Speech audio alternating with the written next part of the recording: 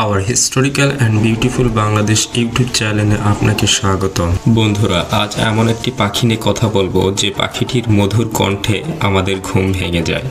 पाखिटिर नाम नीलटुनी। मिष्टि मधुर ची हुइट ची हुइट ची हुइट स्वरे गान करे।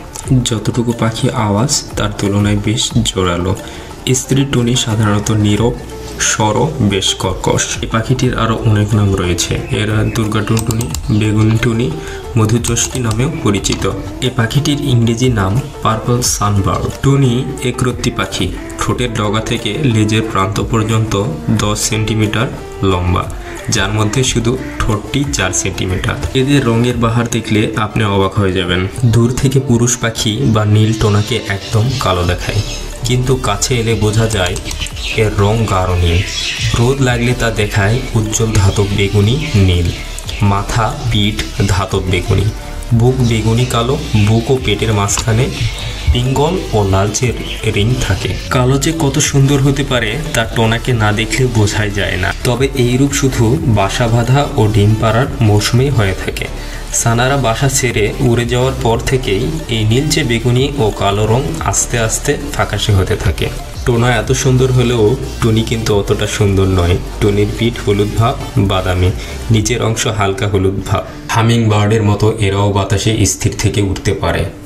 বাতাসে ঢেউ খেলিয়ে আলোর ঝিলিকের মতো এগাচ্ছে ওগাচ্ছে, এ ফুল থেকে ও ফুলে উড়ে উড়ে মধু পান করে।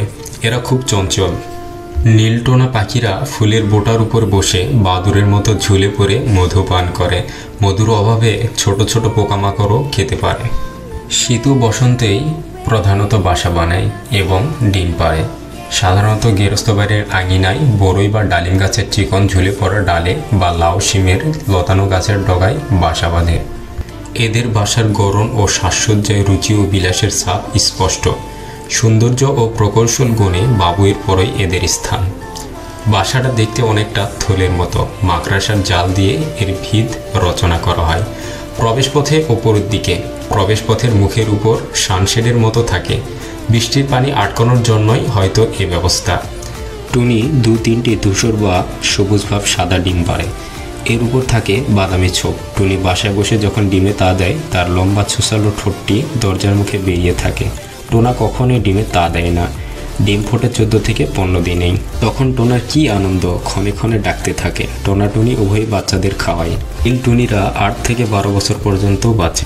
তো বন্ধুরা, নীল টুনটুনি পাখিটির ভিডিও আপনাদের কেমন লাগলো তা অবশ্যই কমেন্ট বক্সে জানিয়ে দিন। এতক্ষণ আবার historical and beautiful Bangladesh YouTube চ্যানেলের সাথে থাকার জন্য আপনাদের জানাই অসংখ্য ধন্যবাদ।